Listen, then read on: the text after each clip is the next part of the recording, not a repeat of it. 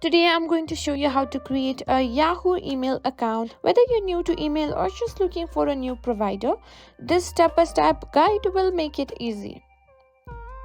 First things first, let's head to Yahoo sign-in page. Open your web browser and go to www.yahoo.com. Now, click on three horizontal bars.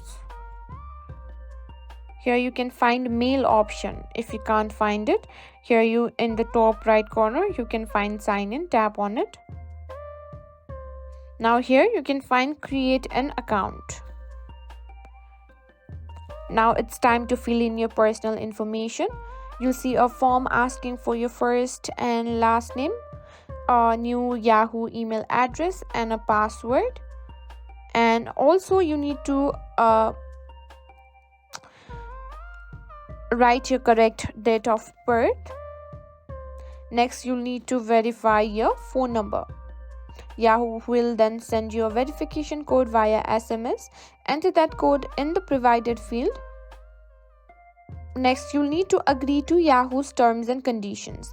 Read through the terms, then click continue to accept them.